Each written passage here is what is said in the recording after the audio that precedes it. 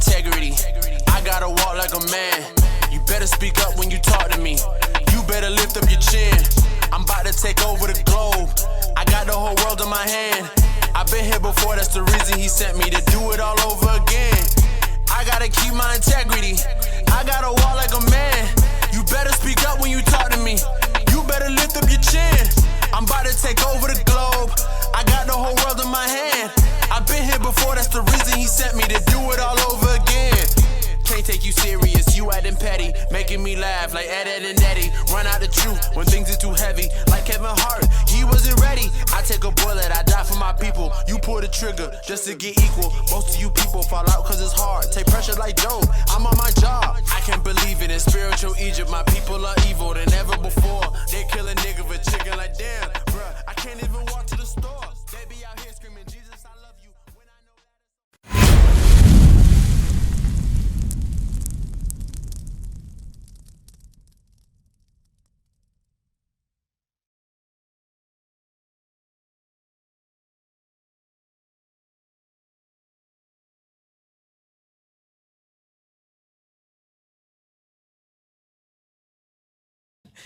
All right, so today's class that I got a generation of failing parents. Generation of failing parents. I tell you now, I've been watching a lot of news, been watching, some things that's going on social media, and I've been seeing a lot of parents doing some crazy things, and their kids is watching, and their kids is doing as what the parents is. Now, I want to pull out, there's three major roles that a parent plays, right? So one of them is guiding, the second is educated, and the third is protect. These three major a parent should be doing. But believe it or not, I've been seeing in the news and social media, parents are not doing it. Parents are not doing it, and it dawned on me, so wow. The things that the Most High tell you to do, as far as that's your position, as far as to take care of your kids. You're a parent. A parent supposed to guide the children, supposed to support them in any way. You brought them into this world. It's your job, right? So I want to, so those are the three, right? The three major that a parent should be doing. I want to look up guiding for number one. We're going to go over guiding first, as far as what a parent's supposed to do when it comes to guiding. Right, so let's look up the word guiding. All right, on Google. Pull it up. Let's start with that. Let's get the definition of guiding or guide. Got it? All right, pull it up. You can see it? The definition of guide. A person who advises or shows the way to others. Or show the way to others. Read some synonyms. Escort, attendant, conductor, courier, pilot, usher, chaperone, cicerone, convoy. All right. Now look up, what does it mean to guide someone? What does it mean to guide someone? Because you just wrote, it says a person who advise or show the way to others. So that's as far as guiding. So what does it mean to guide someone? All right, pull that up. Let's find out. Because believe it or not, a lot of time we know words, but we don't really know the definition and the meaning of these words behind of what it's saying. Because we always say, hey, I guide somebody, but you really don't understand the meaning of guide or how to guide somebody or what does it mean to guide someone. You got it? Guide, to show somebody the way to a place. No. Look, put what does it mean to guide someone?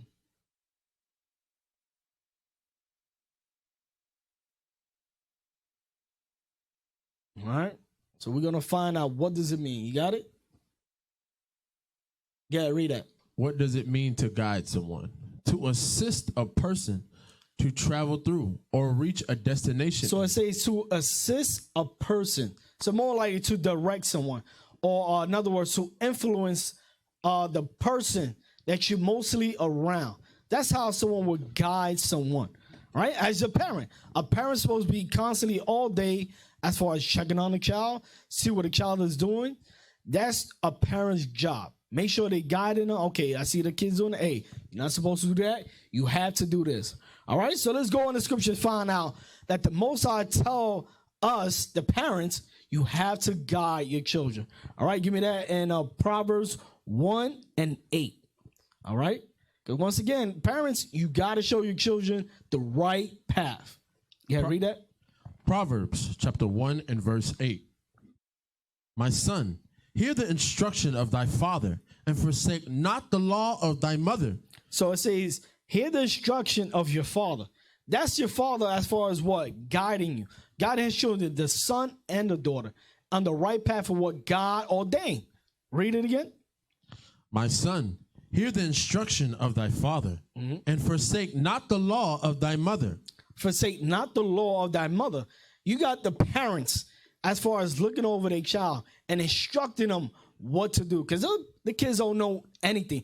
They just got into this world. They don't know as far as the color of blue unless if you teach it to them. Unless if you teach it to them. That's why the parents, a husband and wife, got to guide the child together. All right, let's go to Proverbs 6 and 20. I tell you now, Proverbs is real heavy. It is a book as far as instruction on how to deal with your kids, especially sons. All right, read that in Proverbs 6 and 20. Proverbs chapter 6 and verse 20. My son, keep thy father's commandment, and forsake not the law of thy mother. So the Most High say it again. Says, listen, make sure you listen to your parents. Make sure your parents is guiding you the right way. So parents, you got a big role. A big role. All right, let's get another one. Give me Proverbs 23 and 22. Because once again, the father, you are the main role in the household. You are the one that the Most High chose to guide from the woman, from your wife, all the way down to the children. Make sure everything is in order. Yeah, read that. Proverbs chapter 23 and verse 22. Hearken unto thy father that begot thee, and despise not thy mother when she is old. So the Most High says, read it again. I'm trying to get, all right, read it again. 22. Hearken unto thy father that begot thee. That begot you. Because that's how you got into where you know the old expression that fathers be saying to parents, I brought you in this world, I'll take you out. One thing that a father has brought the kids into the world and has to guide them, show them the right path. Now, I seen this on a video as far as a father and a son. The father was supposed to guide his son, but guess what? Things happened. The father ended up going into prison for murder. Oh, they said a conspiracy of murder. Well, get that video in the Vice YouTube. The video that's in the first video. All right, and we're going to start at 2:20. At 2:20, then we're going to end in 4 minutes. All right. So this is the father here. So he's right now in jail for murder. And right now he's about to see his son. All right, play it.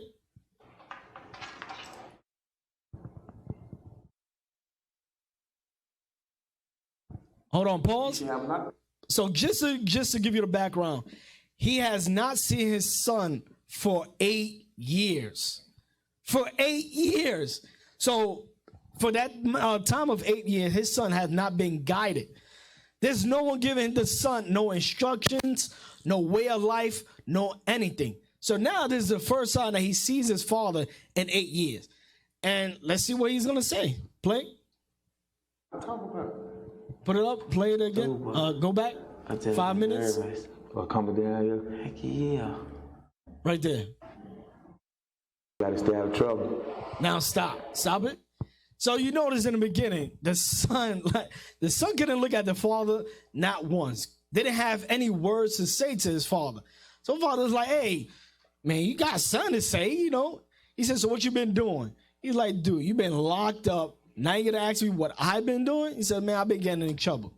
Now the father out of soul, he haven't seen his son in 8 years to say, hey man, you gotta stop getting in trouble. And he looked at him. He saw the face he gave his father.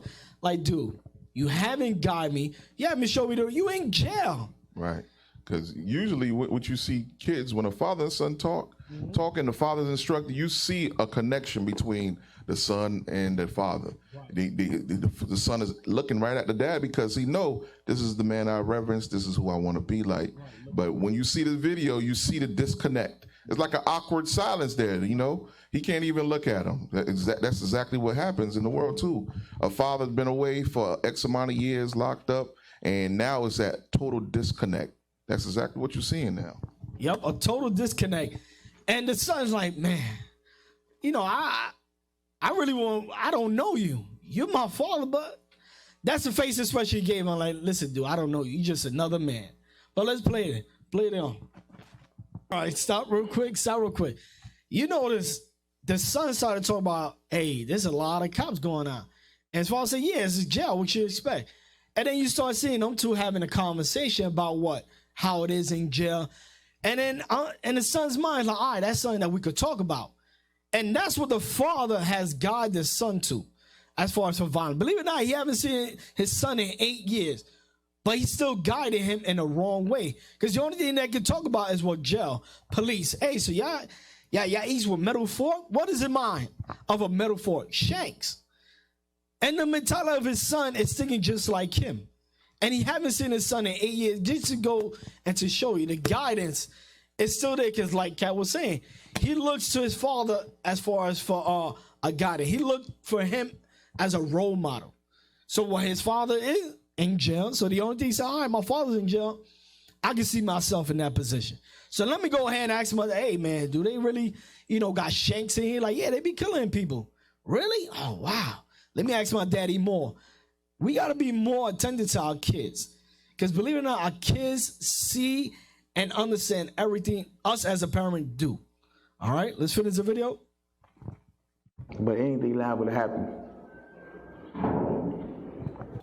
You see, the son asked his father a simple question.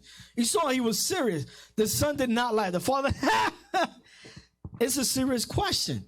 The son said, Dad, I haven't seen you in 8 years. He's 8 years old, right? I think he's he's probably 12 or 13 years old. But you haven't seen his son in 8 years. He said, Dad, how you got here? How did you end up in jail? He doesn't know. And the father just started laughing like it's a joke. It's a serious. He wants to know what his father been through. So in his mind, he know, all right, I cannot go that step. Or even the father will tell him, hey, you should not go in this route. I have been in here as far as for a long time. That's what he's going to say. Matter of fact, play it so he can say it.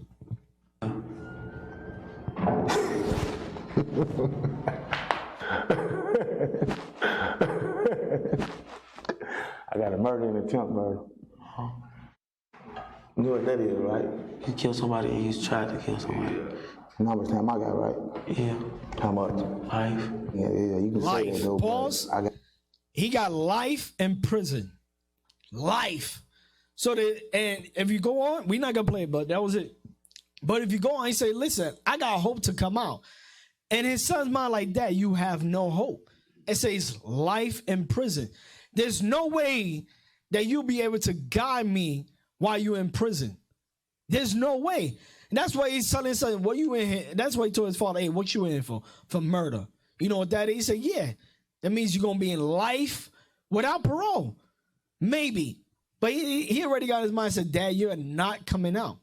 There's no hope that I'm going to have somebody to guide me. And if you do come out, what is there that you're going to do for me? At the time that you come out from prison, it's like 60 years. That's what he was talking about, all for life. But he's talking about he might have parole in 60 years. What you going to do then? You old already. I'm already an adult. I might be inside with you.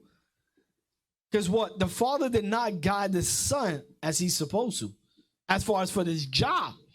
He didn't do that. That's a really a failed decision that the parent got.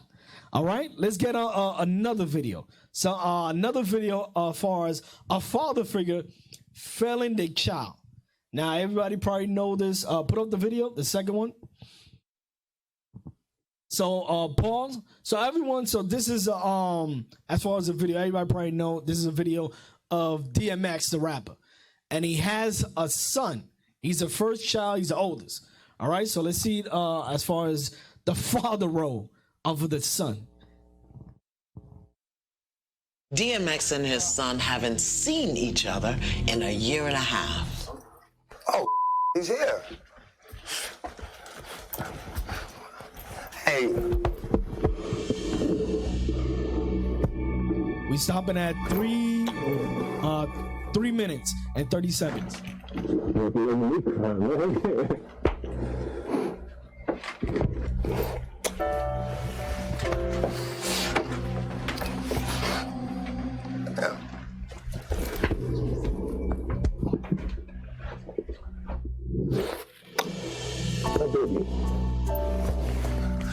My baby, you always gonna be my baby. Always, always. That's why we never talk. Can't talk to you. Why not? Because of all you've done. Loving essence. What do you mean? Like, Loving essence. Why don't you sit down? And that's what we're going to do. We're going to talk now. I watched from this to here. You know, I just wanted to, you know, teach you the stuff a father's supposed to teach his son. You know what I mean? And, you know, help me whatever I could. I always extended like, yo, you know, you need to talk about anything, and I just never talked to me. But I hope you didn't think I didn't love you. No. Oh, okay, all right. I'm sure I made that clear. Like, you know, even just to walk by, I love you. You know what I mean? Like, you know, if you said, you know, just that. You know? Can I hold that for you? Because you're not going to do that right now. Not right now. Now you just give me a compliment about smoking a cigarette. Yeah, come on, let me hold it for you. I promise I'll give it back to you. I'll give it back to you. Let's do it clean. From your son. Thank you. So what's going on, man? Different? Yeah. Lots been going on.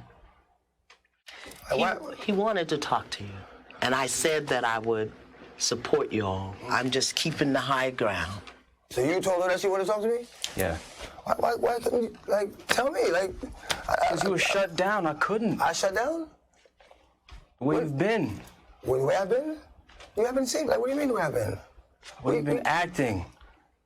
How do I act? Between me and your mother. That's what you mean. Would you?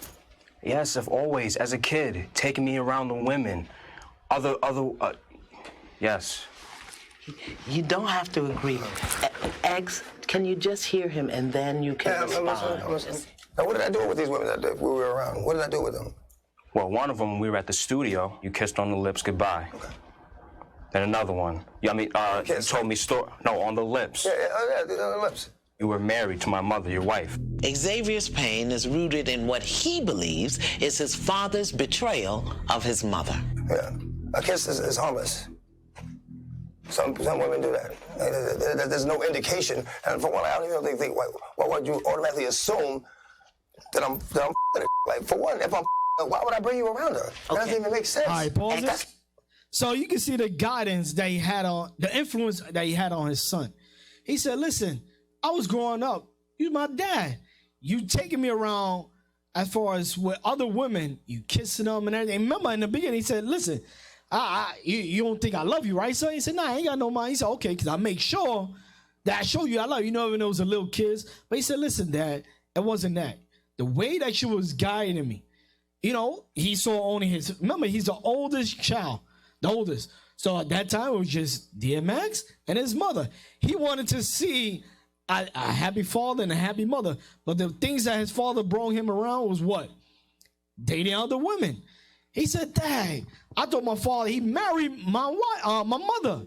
So you saying even though these children, you might think they're not seeing and watching us, but they understand, they have the concept, wait a minute, this man belongs to my mother and vice versa. My mother belongs to my dad. So with that little bit, we underestimate children, check. We underestimate these children with that little bit. They understand that, wait a minute, those two are supposed to be together, and anybody outside, it's not right.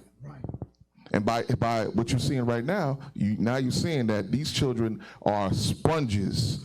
They'll ultimately rise up against you and reprove you. And that's what's happening right now. Yeah. That's what's happening right now, because sure enough, I bet DMX, if we was to dive into it, he himself experienced the same thing. All right? Yeah, because DMX, he didn't have he grew up in Yonkers in New York. So he grew up without a father. It was only him and his mother. His father was locked up and left. And once again, he started, but the same thing that his father did, he's doing to his son.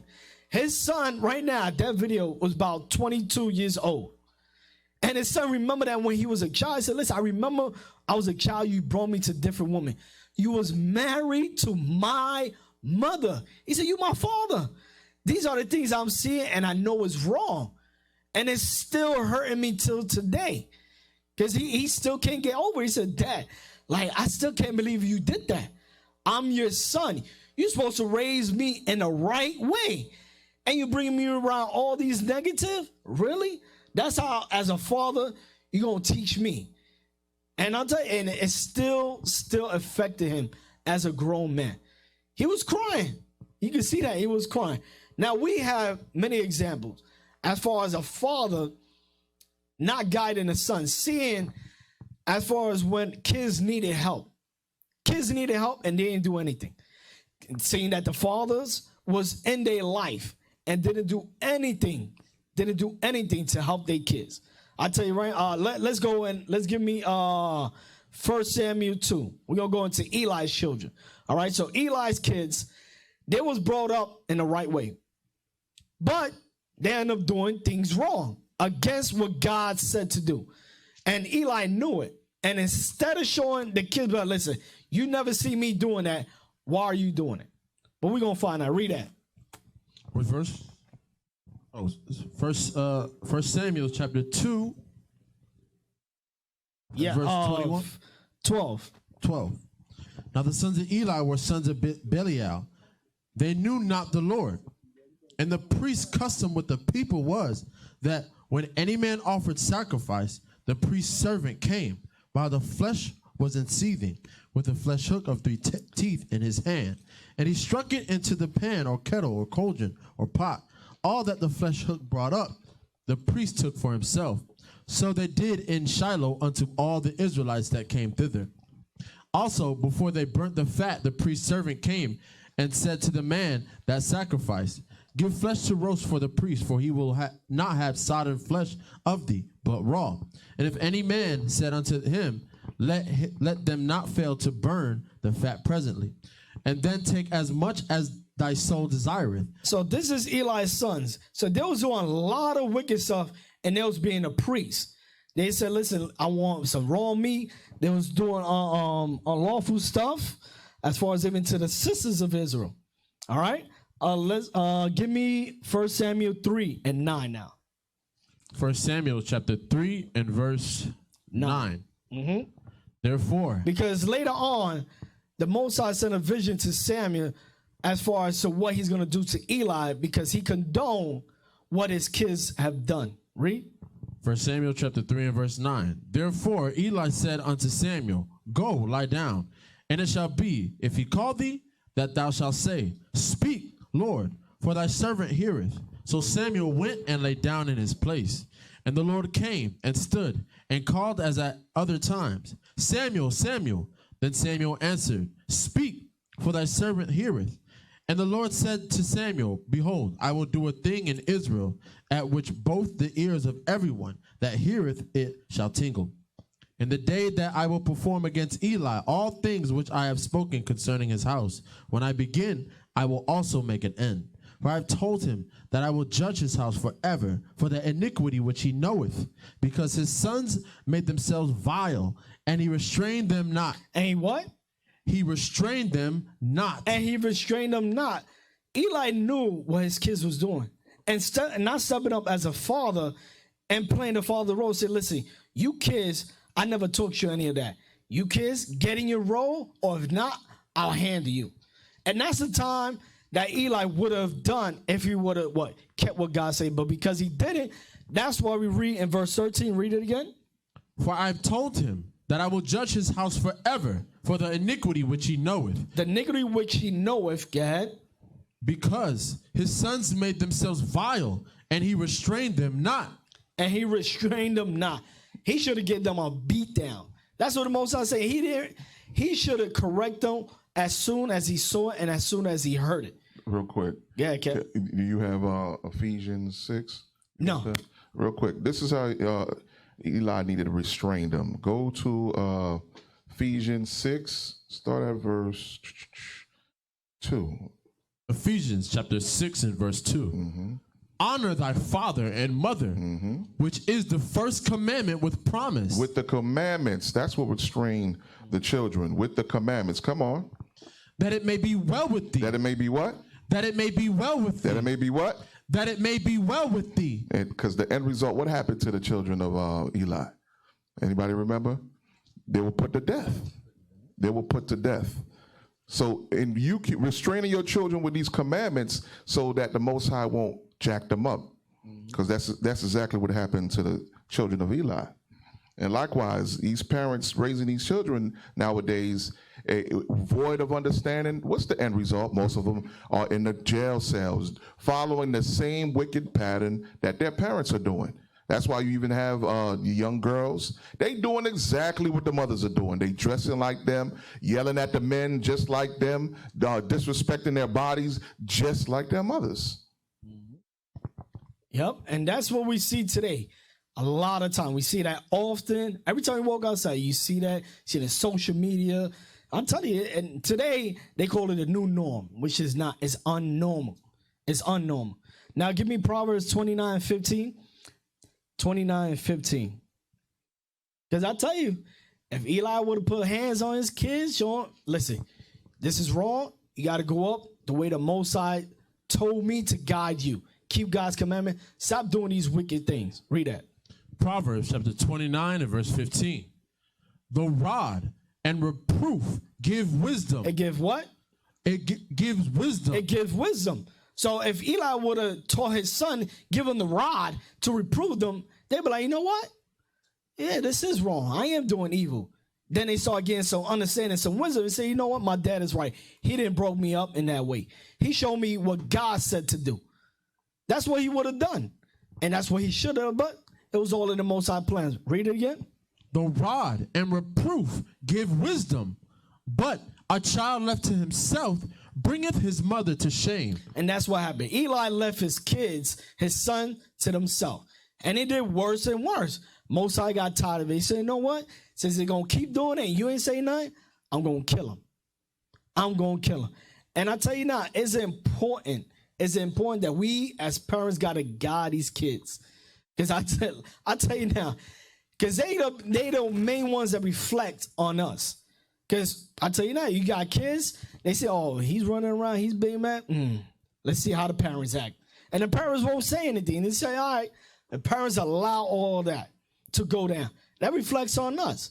And I tell you now, Christ knew how important kids was. Christ knew when the kids went off, he said, hey, bring them to me, I handle them. Let's get that. Give me John 5:19. Because Christ knew. Christ didn't play that. Christ knew. Christ said, listen, man, them kids right there, hey, they got some problems, bring them to me. Any little thing, bring them to me. Go ahead. John chapter 5 and verse 19.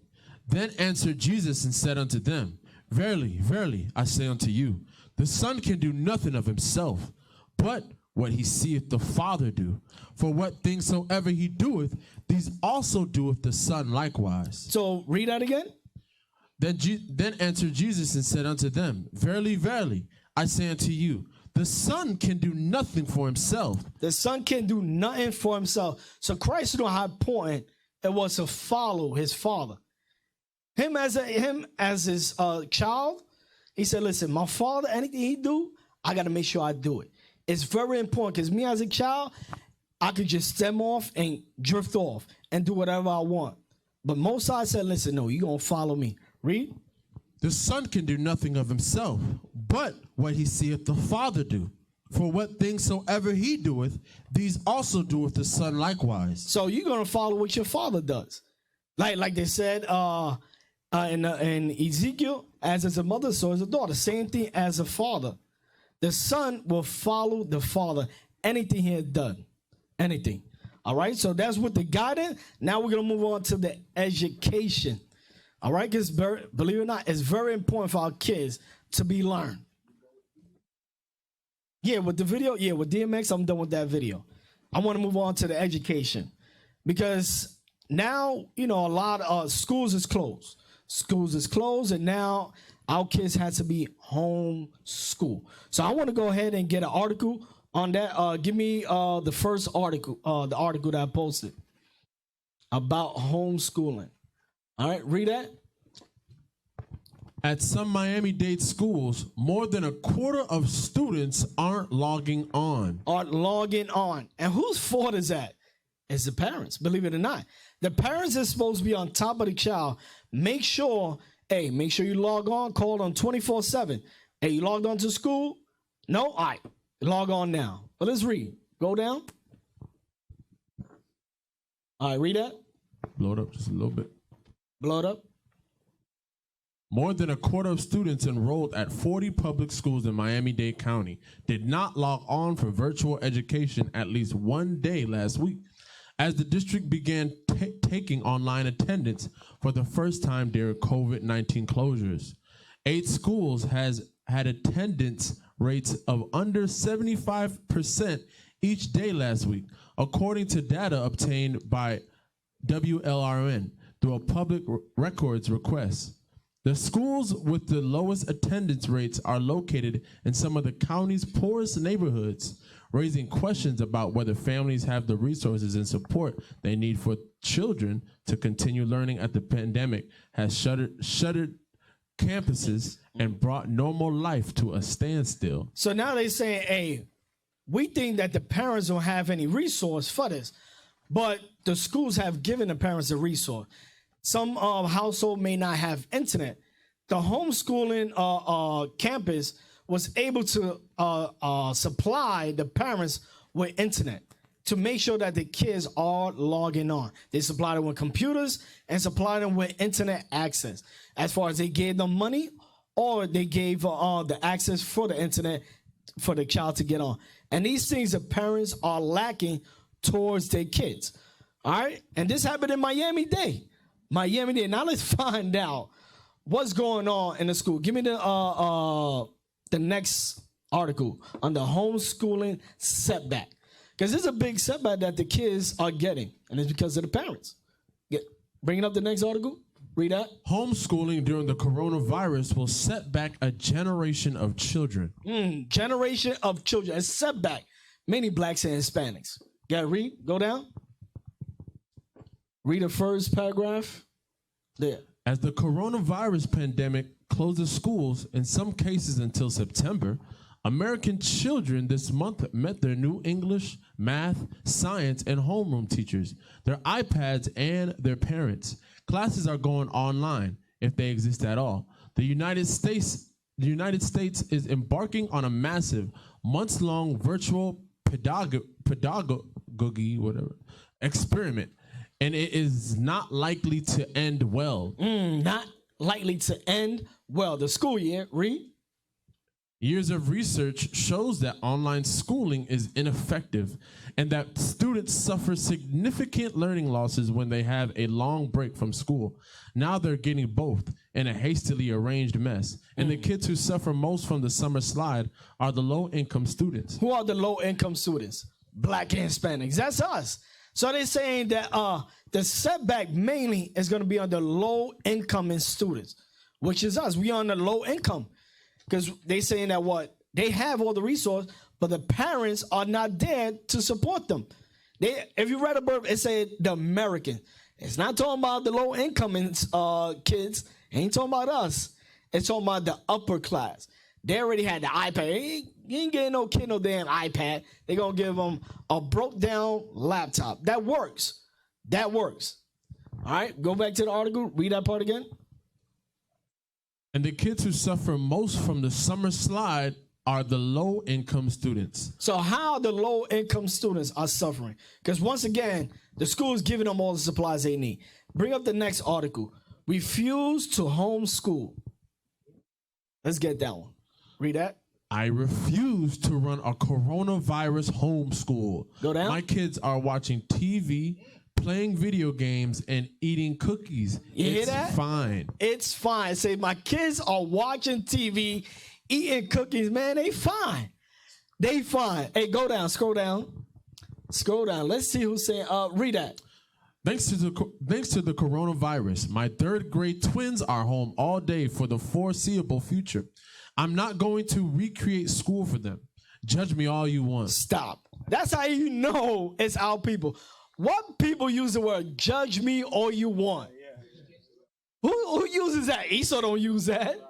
Our people use that word all day. Look, read it again. Pull up the article again. Read Thanks it again. to the coronavirus, my third grade twins are home all day. Stop. It's a thanks to the coronavirus. I'm like, thank you. It's sarcastic. Thank you. Really?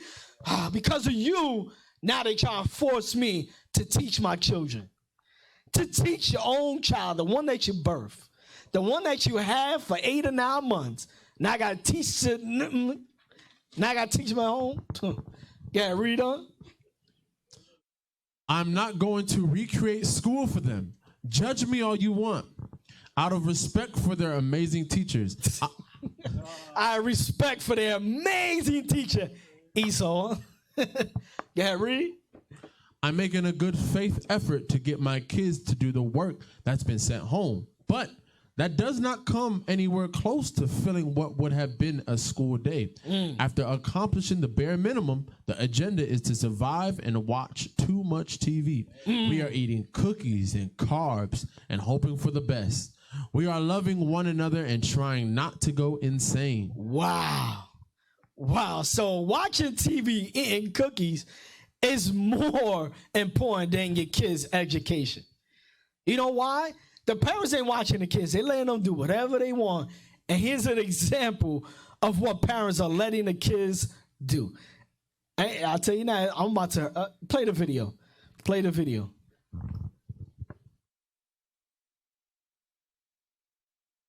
You got the video? I know I'll send it.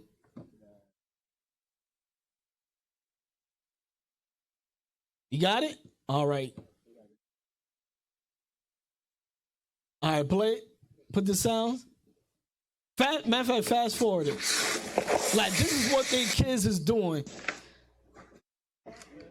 Yeah, this is what the kids is doing. My kids ain't doing it. My kids ain't doing it. I don't drink no Coca-Cola. My kids. Now, this is Esau. Now, watch the next slide. Yeah, play it. Yeah. No, it's the same. Let me show you guys something. Look at this. This never. Stop. And then Stop. Now, it's some challenge that kids are doing on TikTok. Yeah, that's fingernail polish remover. So this young lady decides to do a challenge, and listen to what she says as far as a challenge, as far as a crossing. Yeah, play it. You need a paintbrush or something like an object. Do this with parents' supervision. Pause. She said, do this with parents' supervision. Then she turns. And boy, oh man, yeah, where her parents is at? We gonna find out. Play the video. We gonna find out. Play it to the end. Like I am. See? The sink. Okay, so first you want to dip this inside of the. Yeah, it's going. Dip it inside. Now get the number with this. Mom! It's a fire! Stop playing! Pause. She said, Mom, there's a fire. What the hell? Foolishness is bound of a child. I'll tell you. Now, where the parents is? Where are the... the parent is nowhere around. But she said, make sure you do it with parent supervision.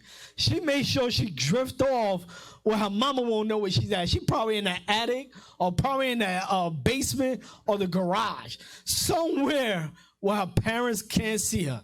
And look what happened. And now, I'll tell you now, me growing up, my parents told me, hey, you better make sure my eyes can see you. If you going off around the corner, my eyes can't see you, but hey, what are you doing? You better get back here. I'll tell you, that's how I was growing up. I got a beat down for me turning the corner, and my grandmother, my mother, my father could not see me. I got a beat down. And for her to go somewhere alone with a flammable object and start setting the house on fire, I'll tell you now, kids nowadays. That's why it's important. This is going on in school hours. Instead of your child logged on as far as learning, or even a parent taking their time out to educate their kid, gonna let them drift away.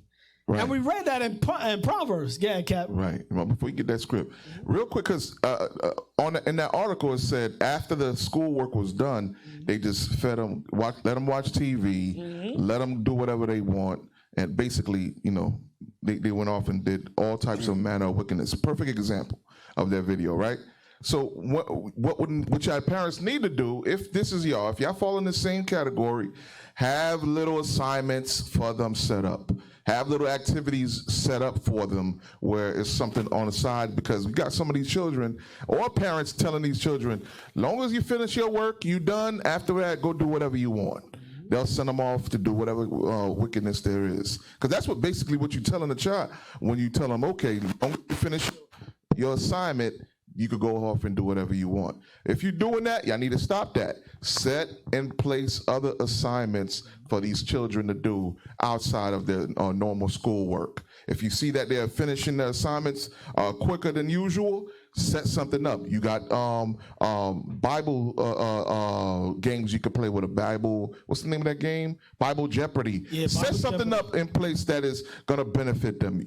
Parents that like to garden, set up an activity outside for them. All right, something that they'll learn from and benefit from outside of video games and doing this ridiculous challenge.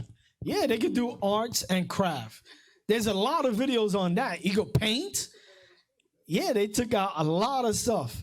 Believe it or not, you got arts and crafts. It's easy. Just get some paper and pen and some scissors.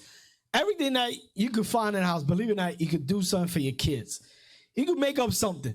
Make up games. I know I was growing up, we made up a lot of games in the house because we couldn't go outside. Because why? Our parents could not see where we was going and what we was doing. I tell you that, bro, that's the key thing. I went to that to show you that our parents, the parents now in days, this generation, ain't teaching their kids. They say, listen, I don't want, as far as that responsible to fall on me to teach my kids. I want them to do whatever they want. And that's a sign of letting your kids do whatever they want.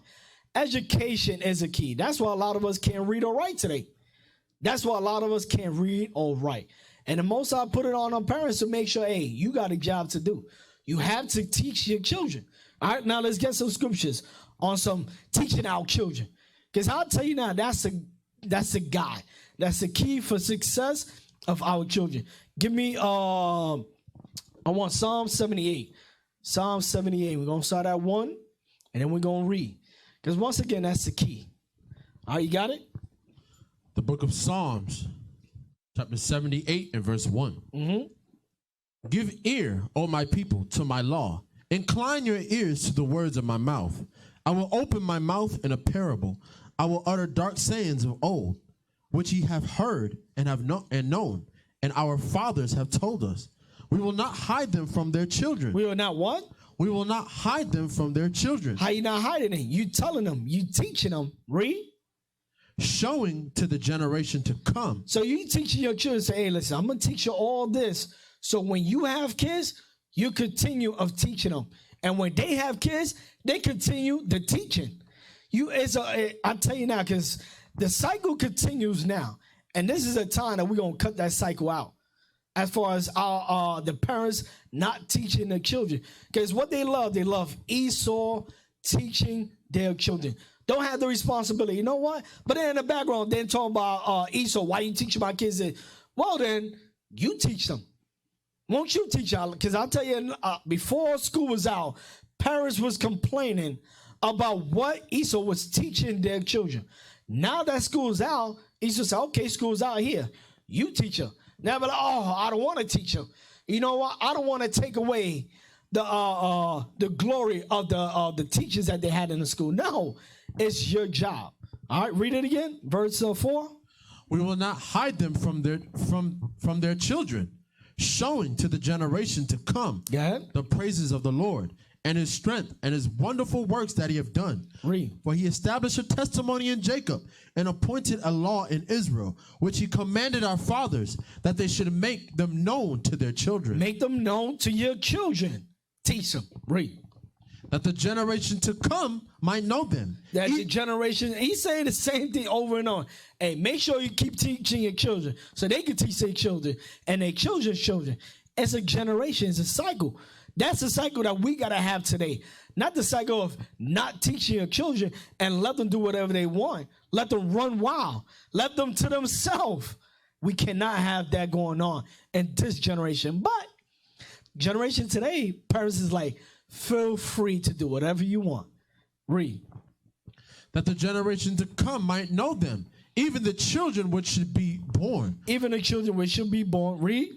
Who should arise and declare them to their children, that they might set their hope in God and not forget the works of God, but keep his commandments. And keep his commandments. Because that's one thing, us in Israel, that's a role that we majorly play with our kids. Because believe it or not, we have more than one kids. You have not only your kids that you at birth, but you have the other brothers and sisters in the congregation kids. Because believe it or not, they looking up to you. They see everything that you do and they will mimic. And one thing, that's what, in IUIC, that's what we have Kids Corner. That's what we call it in Miami, Kids Corner. But you have other schools that have an area where younger kids could come in and learn the scripture. That's why we have parents in the back teaching the young children why there's other class going on, making sure that our children are being taught and guided. It's very important for our kids to be educated, especially from us, who they see daily. All right, daily. All right, now I want to move on to protect, because I've seen a lot of videos that our children is not being protected by their own parent. The one who's doing the damage, as far as we can see from the guide, right? The parents supposed to guide the children. The parents did damage on that, not guiding the children. And education, the parents supposed to guide them. Guess what? They failed on that. They destroyed the kid's mind. Now here's another one. This is going to physical as far as protection. The parents are not protecting their children. They the ones who doing harm to their children. All right? I want give me the first video that's sent. I want this first video. Then we're going to go into some examples of our forefathers protecting their children, all right, for being put to death. Because guess what? A lot of our kids are. Give me that first, no, it's an article. The 6-year-old dies. Read that.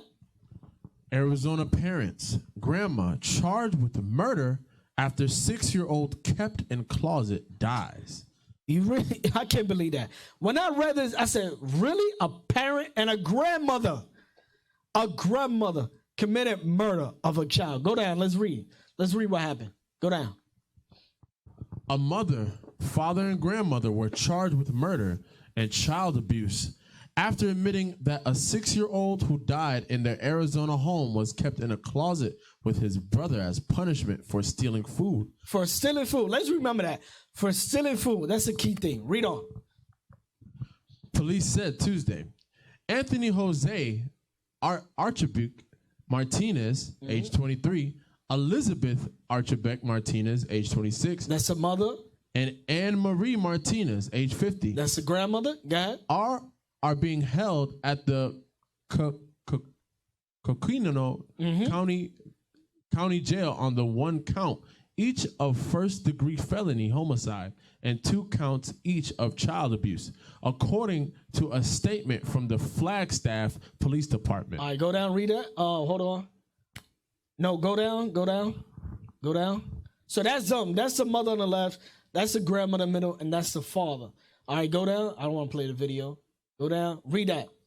When interviewed, the mother, father, and grandmother admitted that the 6-year-old and his 7-year-old brother were kept in a closet most of the time and were not let outside of the home, police said. The parents told police the abuse had been going on for about a month. About a month. So imagine you got little young kids, months going on, that they stuck in a closet. Go ahead. and that the 2 boys were denied food. Were denied what? Were denied food. They was denied food, but then the parents, when you read above, say, listen, they was stealing food. Wonder why?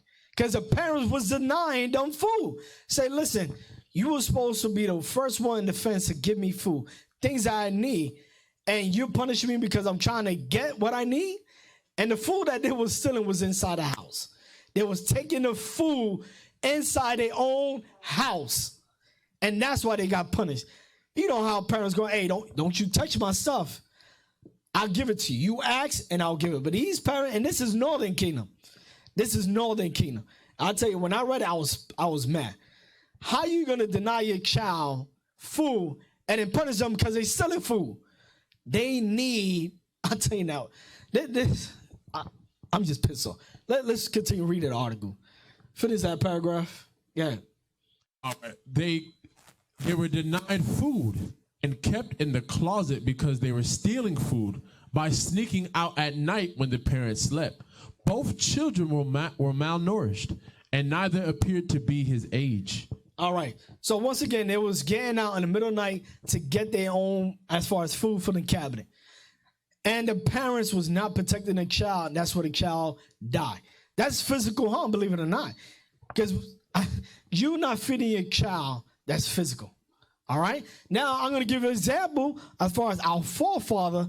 Make sure that they protect their family, especially their children. Give me that in Genesis. We're going to Genesis 32. We're going to talk about Jacob, our forefather.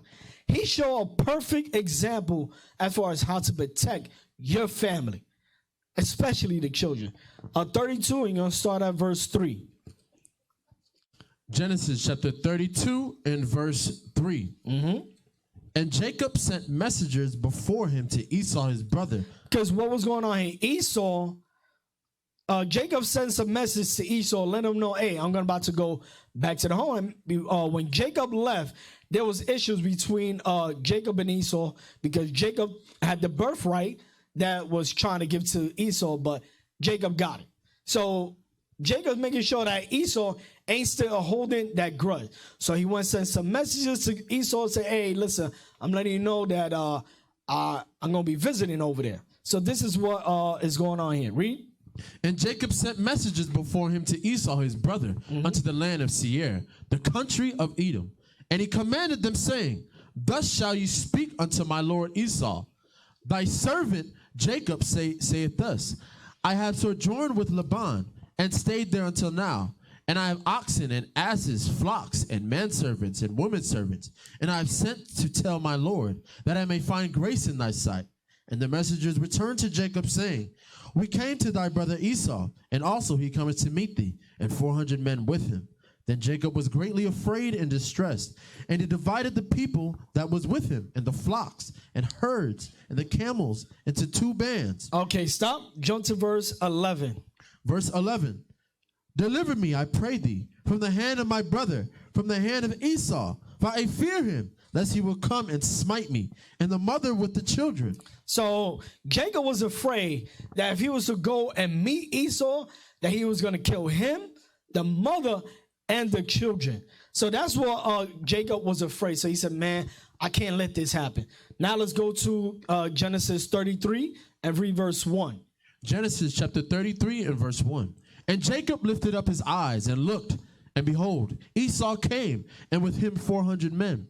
And he divided the children unto Leah, and unto Rachel, and unto the 2 handmaids. And he put the handmaids and their children foremost, and Leah and her children after, and Rachel and Joseph hindermost. And he passed over before them, and bowed himself to the ground 7 times, until he came near to his brother. So when you read verse 3, it says, and Jacob passed over before them. Because when we read before in chapter 32, he was afraid, Jacob was afraid that Esau might kill them, might kill him and his whole family. So he said, you know what? I'm going to go up first. I'm going to have the kids and women, my family stay back. If anything, I'd rather him take my life than my wife and my children. That's to show you he was protecting his family. He didn't want any harm or danger to come to them. And today, it's backwards. You got the parents killing the children. That's backwards. The parents kill the children. I tell you now, that's why we have to go out there and teach our the families, the fathers and the mothers how to conduct the household, how to hold up their children, how to protect them, how to guide them. I tell you now, it's a major role. That's what we have this here to show us how to protect our family. Jacob wasn't afraid to die. He said, listen, I'll be the first one. I'd rather me die than my family. He didn't want to see his wife or his children die. That's a horrible sight to see your mother, to see your wife and your children die. That hurts. That hurts. Now I want to bring up another article. 5 kids aged from 3 to 12 died. Bring up that. Poisoned at home. 5 kids aged 3 to 12 found dead in family apartment when their parents came home from work in Georgia. Go down. Let's go down. Read that. Blow it up just a bit. Blow it up a little bit. 5 young children were found dead inside their home on Sunday while their parents were at work, a neighbor has said. Authorities were seen removing the bodies from the apartment just outside Cartersville, Georgia, while investigators have not confirmed the cause of the death. Go down. Go down. Go down.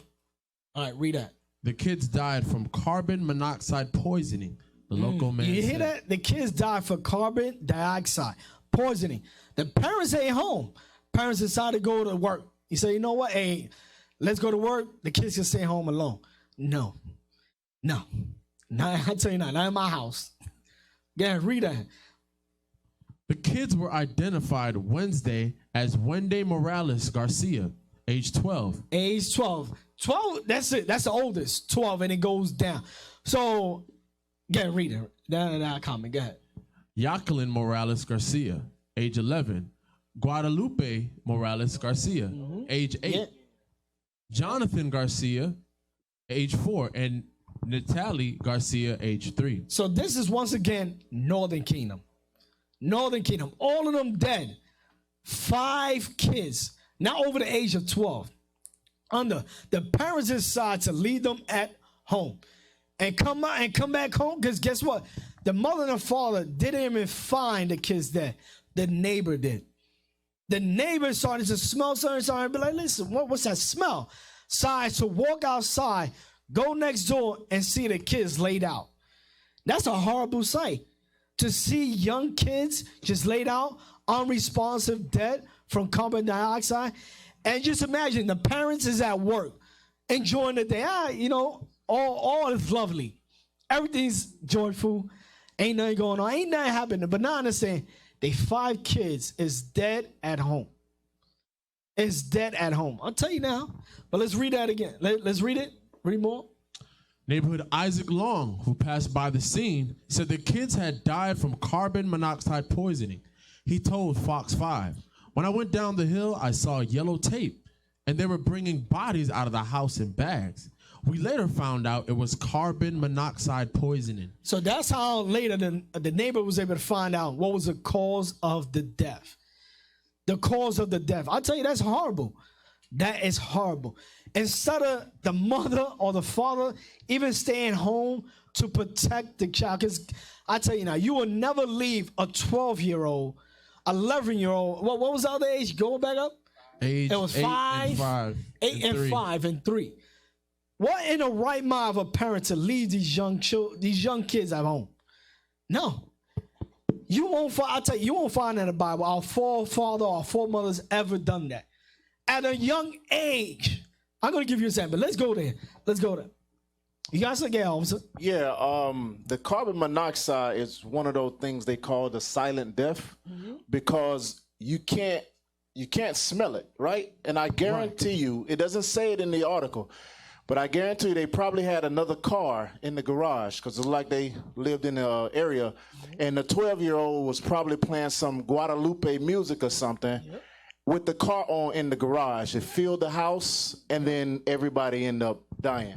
Yeah. Because, it's one of those, that's why they say they can't determine whether it's a suicide or, a homicide, which a regular death. But carbon monoxide, amongst other things, is emitted when you turn a car on. It comes out of the pipes. If you're in an open area, it's all right, you know, whatever. But if it's within a closed area, you don't know it. It's something that you just walk around and all of a sudden you just start passing out. And then you end up dying. So I'm sure, and I don't know, but I'm sure like that 12-year-old wanted to hear some music. And they turned the car on within the house. And that's why everybody was dead in the house. Yeah, that could be. That could be. Just imagine a parent's mind right now. They couldn't protect their child. They couldn't protect none of their kids. You know, just to think, the parent be like, dang, I should have never went to work. I wish I would have stood home. I wish I would have been there, that I would be able to prevent that from happening. I tell you now, that's what the parents is probably thinking. And now to come home, to not see your kids at all, because they all die. And it's the parent's fault. The parents should have been there to protect the child. And we got an example as far as a mother protecting her child. Knowing that there was danger coming, and she was there, she said, you know what? I'm going to protect my child. Let's get that in Exodus. All right? Moses' mama protected him from death. And that's what this parent should have done for their children, for their 5 kids that they lost. Let's read that. Exodus 1 and 22. We're going to show as far as what transpired before Moses' mother saved them. Read that. Exodus 1 and 22. Exodus chapter 1 and verse 22. And Pharaoh charged all his people, saying, every son that is born he shall cast into the river, and every daughter he shall save alive. So Pharaoh said, listen, every son that was born, kill him. Throw them in the river so the crocodiles to eat them.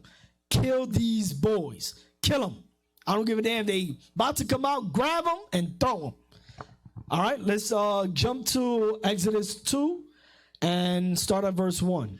Exodus chapter 2 and verse 1. And there went a man out of the house of Levi, and took to wife a daughter of Levi. And the woman conceived and bare a son. And when she saw him that he was a goodly child, she hid him 3 months. So she hid Moses for 3 months because she knew Pharaoh ordered, hey, you see these young child, these boys, kill them. So she said, I ain't going to happen to my child. I'm going to hide him. Read. And when she could not longer hide him, she took for him an ark of bulrushes. So that right there, she had a plan B. Plan A, you know what? I'm going to hide him right now. Because my son, he can't talk at night. I'm going to hide him. Then when he got of age, she said, you know what? Plan B. So plan B is getting into action of how she's going to protect her son. Read it again. And when she could not longer hide him, she took for him an ark of bulrushes and daubed it with slime and with pitch, and put the child therein. And she laid it in the flags by the river's brink. And his sister stood afar off to wit what would be done to him. And the daughter of Pharaoh came down to wash herself at the river, and her maidens walked along by the river's side. And when she saw the ark among the flags, she sent her maid to fetch it. And when she had opened it, she saw the child.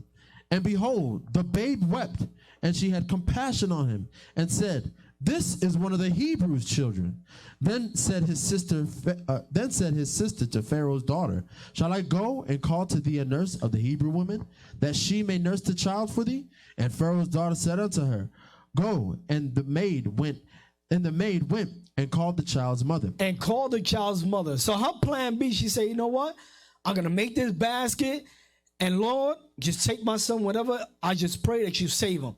And I end up, for her doing that, for protecting her son, it came right back around that Pharaoh's daughter ended up getting Moses, taking him and say, you know what? It's one of these Hebrews child. And remember, they were supposed to kill him because it was a Hebrew maid. But they say, you know what? Just go and fetch one of the Hebrews as far as to take care. And they end up going and getting Moses' mother. And that brought joy to her, believe it or not. That brought joy that she was able to protect her child from danger. And the Most High guided her through the whole way that they brought her son back, and she was able to nurture her son. To nurture, to make sure that he was brought up in the right way. That brought, I'll tell you now, she's happy to see her son not dead. She said, hey man, I'd rather you be in Pharaoh's house than me see you put to death. She wanted to protect him. And that's one thing that you parents got to understand. The Most High cherish our children. The Most High, I tell you, the Most High give us gifts, and that gift that he give us is our kids. All right, I want to get that in Psalms 127 and verse 3 to show that our kids are important to us, and the Most High give it to us. All right, read that. Psalms chapter 127 and verse 3. Lo, children are an inheritance of the Lord, and the fruit of the womb is his reward. And the fruit of his, read that again. I chopped it up. Lo, children are an inheritance of the Lord, and the fruit of the womb is his reward. It's his reward. As far as putting the child in the mother and bringing forth, the Most High said, listen, I cherish that. I cherish that. That's my inheritance. I gave you that. That's something that Most High please every day. And here's another example. Let's go. Give me Genesis 33 and verse 5. Because our forefather Jacob knew that as well. Jacob knew that the Most High gave him children. And that was a gift from the Lord. He said, you know what? I'm going to cherish it because I know this is a inheritance from the Lord. The Most High loves children. Yeah, read that. Genesis 33 and verse 5. Genesis chapter 33 and verse 5. Mm-hmm.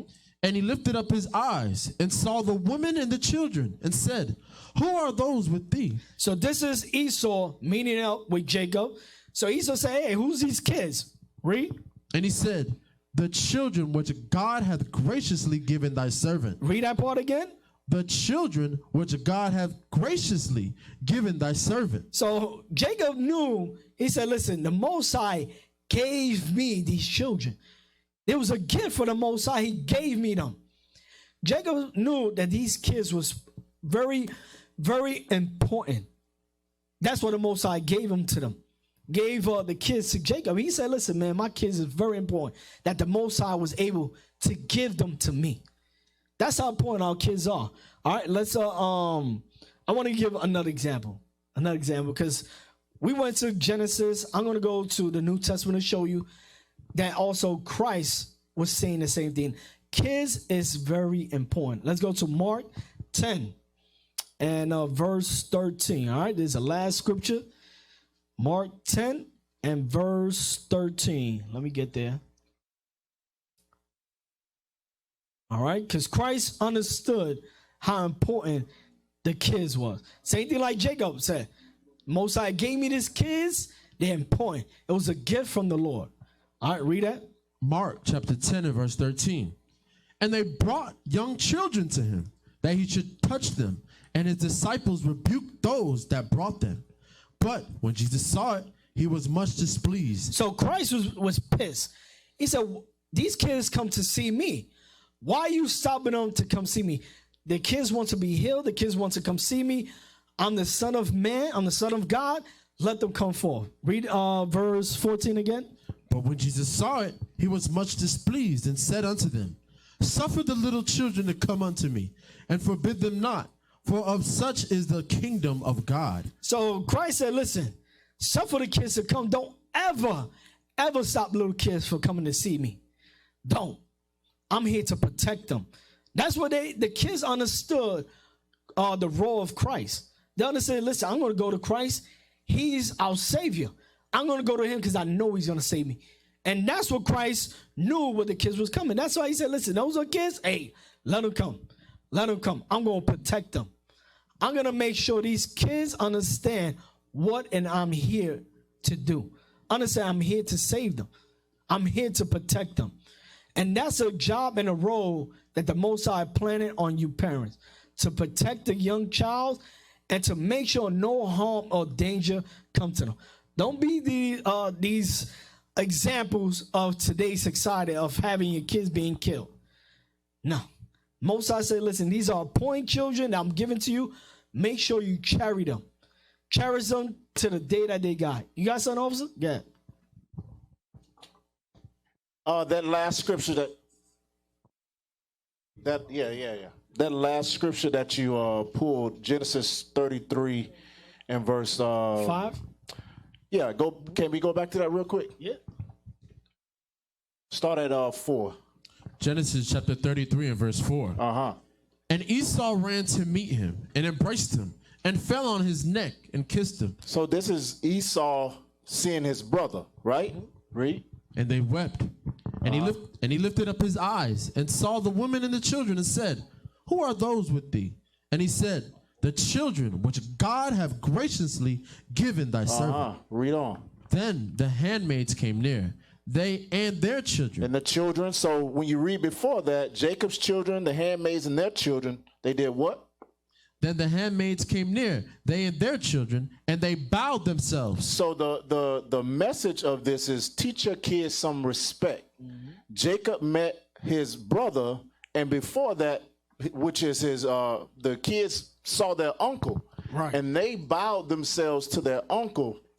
A lot of times the parents don't teach their kids to have any respect for their any of the parents or the uncles or the aunties or whatever. They just teach them to be any kind of way. But you see the example of our forefather.